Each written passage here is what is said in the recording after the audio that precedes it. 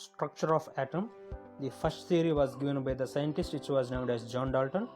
According to him, the atom, the smallest indivisible particle which is present in the nature. According to him, atom of different elements would weigh different from each other. So all oxygen atoms would have the same weight. Similarly, all hydrogen atoms would have the same weight. But when hydrogen and oxygen atom combine together, they will have a different weights. And also, when the atom combined each other to produce the chemical compounds, they would combine in the simple whole number ratio. Eventually, this theory was proven wrong because people started discovery of a number of subatomic particles and started the discovery of isotopes cut to the cathode rays. So what we do? Suppose we take a glass tube. Inside the glass tube, there is a gas at low pressure and we apply a very high pressure. So we would observe that a beam of particles or rays which are completely passing from cathode to the anode, these are referred as cathode rays. Eventually, when we experiment with the different gases, we realize that this beam of particles exist in every gas because this is the fundamental particle of the nature. Eventually, this is called as electron and the negative charge was attributed to it.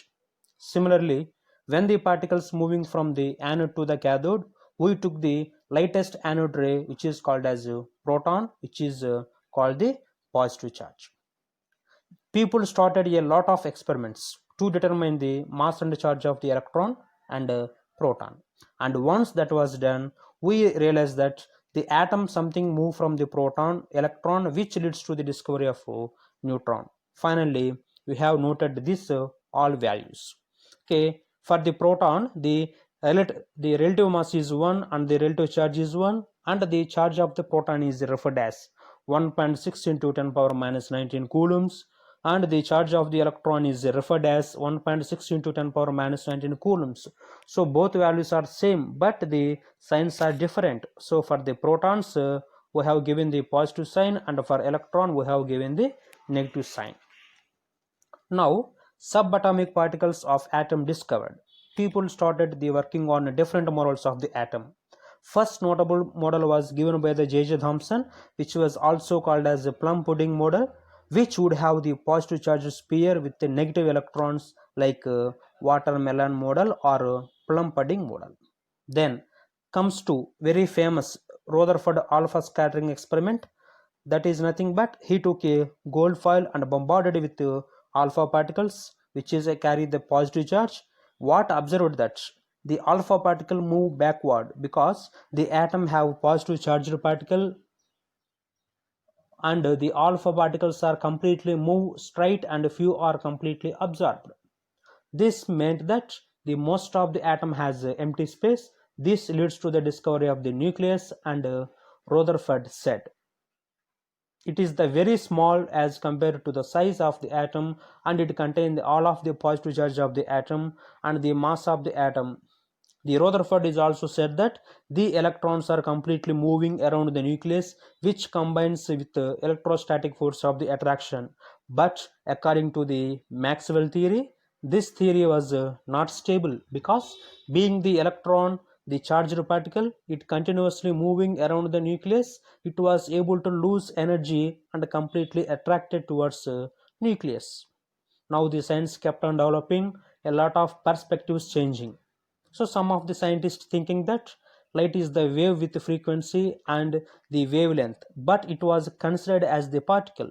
Max Planck was the scientist who suggested this. He gave a theory that light carry the energy in the form of small discrete packets which was named as quanta, that the energy which is containing in one quantum of light is equal to the h nu. So in the h nu, h is nothing but Planck's constant and nu is nothing but frequency.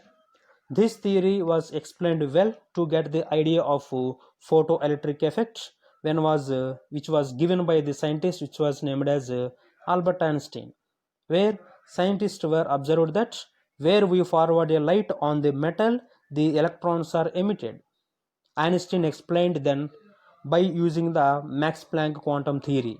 He said that electrons are in certain amount of energy that the metal requires. that energy can be provided by the quantum. If one quantum bombarded on the metal, the minimum energy required to move electron is E1 minus E0, that is nothing but extra energy that is equal to the kinetic energy of the electron. So which was also known as work function and threshold energy. So threshold energy is nothing but the frequency which was associated with written as E0 equal to h nu naught. So in the E0 equal to h nu naught is called as threshold energy, and photoelectric effect observed only when frequency which is greater than nu naught. So then they came the idea of atomic spectra. Take a group of the atoms and shine a lot of the light. What will happen is that the atoms are absorb energy and get excited. Once the electron comes to the lower state, the energy is emitted, which was known as emission spectra. Now the light without any kind of the wavelength is called as absorption spectrum. If you understood, emission and absorption spectrum essentially will give the light source. This idea was studied by the scientist which was named as Balmer. He observed that spectral lines of hydrogen in the visible region, but eventually Rydberg developed the formula. That formula is written as delta E equal to minus R 1 by NF square minus 1 by Ni square Z square. Okay, in this formula, delta E is nothing but difference in energy between final and initial energy level. R is nothing but Rydberg constant. NF final energy level. Ni initial energy level. Z is nothing but atomic number. Okay, in the spectrum, we can come across different kinds of the series. One is the Lyman series, and another one is the Baumol series, and next one is the Paschen series, Brackett series, and Pfund series. Okay, these are the number of series we have. This data inspired Niels Bohr to come up with atom. The drawback of Bohr's model is nothing but this is applicable to only single electron system. The Bohr's model features and nucleus around it, the single electron may exist around it, depending upon how much energy it gave. Yes, the formula we have remembered, the Bohr's model of the atom is nothing but mvr equal to nh by 2 pi. Okay, this is the formula for the Bohr's model, mvr equal to nh by 2 pi.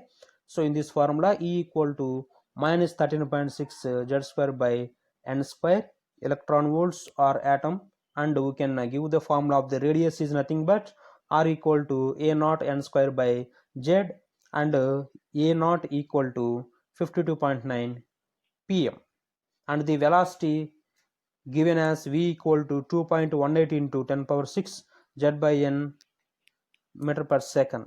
Now we started moving about the modern quantum mechanics. De Broglie, the scientist which was named as de Broglie, give hypothesis that not only the light, every particle can be considered as the wave. De Broglie wavelength can be written as lambda equal to h by mv, that is also called as h by p. Then came to the Heisenberg. He said that everything is uncertain, so he gave an Heisenberg principle. The change in the perspective when we look at the things, everything talked about uncertainty. He said that the momentum and position of the particle can never determined simultaneously with accuracy. Then came to the Schrodinger wave equation. If we put the Hamiltonian operator on the electronic wave function, it would give us energy of the system. But this equation is very complicated. This equation gave on something called as orbits and orbitals, and now the orbitals are the regions or the spaces which electron has the most probability have been found. Then we move to the quantum numbers. So what is the meaning of quantum number? Quantum number will give the address of the orbitals. There are purely essentially 4 quantum numbers. One is the principal quantum number, and another one is the azimuthal quantum number, and another one is the magnetic quantum number, and the fourth one is called as the spin quantum number. Principal quantum number gives the electron energy level or shell number, and the possible values of principal quantum number is written as 1, 2, 3, which was denoted as small n. And coming to the azimuthal quantum number will give the idea, a detailed idea about types of atomic orbitals, whether the orbital is s, p, d, f. This may be known by using the azimuthal quantum number, and the possible values are 0, 1, 2, and so on, n minus 1. So when the value is 0, that is called as s orbital. When the value is 1, that is called as p orbital. When the value is 2, that is called as d orbital. But when the value is 3, that is called as f orbital, etc. Now coming to the magnetic quantum number. Magnetic quantum number is referred to the orbital subtype. So by using a magnetic quantum number, we have to find out the subtype of orbitals. The possible values are L equal to 0, L equal to 1, and L equal to 2.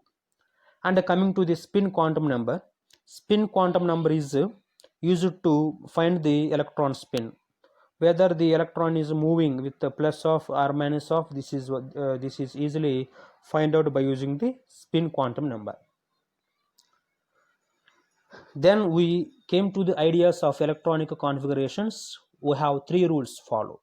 One is the Aufbau principle, and next one is the Pauli exclusion principle, and last one is the Hund's rule. First one is Aufbau principle. Aufbau principle said that the orbitals are filled according to the increasing energy levels. This kind of idea found that n plus L rule. So Aufbau principle is also called as n plus L rule. All the orbitals are completely filled according to increasing energy. That means the lowest energy orbitals are first filled, and completely the highest energy orbitals are completely filled. So this kind of filling of orbitals observed in case of Aufbau principle or n plus L rule. Now move on to the Pauli exclusion principle. Pauli exclusion principle states that you can't fill one space more than one thing. So which means that the orbital has maximum of 2 electrons. Okay, this is called as Pauli exclusion principle. Next one is the Hund's rule of maximum multiplicity. So you have to fill 1, 1, 1 electrons in all of the orbitals belonging to the one subshell before you start pairing them. Now move on to the exceptional electronic configuration of chromium and copper. So when we move on to the psi and psi square, we have to find what is the density and what is the probability of the electron. Extrapolating these values of the graphs in the 2 dimensions gave us the shape of atomic orbitals. So make sure that we have to remember different shapes of atomic orbitals. One is the s orbital, and next one is the p orbital, and next one is the d orbital, and finally f orbital. The shape of f orbital is more complicated as compared to the s and p orbitals. So finally, let's talk about the nodes. So nodes are nothing but regions or the volume spaces inside the orbitals where there is no probability of finding the electron found, which is called as nodes. So in the nodes, there is no probability of finding the electrons. So at 0 to infinity, there is no electron is found. So we have 2 types of the nodes. One is the radial nodes, and another one is the angular nodes. Radial nodes occur along with the radius, which is referred as n minus L minus 1, and angular nodes occur at angles, which is referred as small l. Now the total number of nodes will be given as n minus 1. Alright. Okay, I am sure that this video is more helpful to you for the quick revision. Don't forget to subscribe this channel. See you soon. Thank you. Bye bye.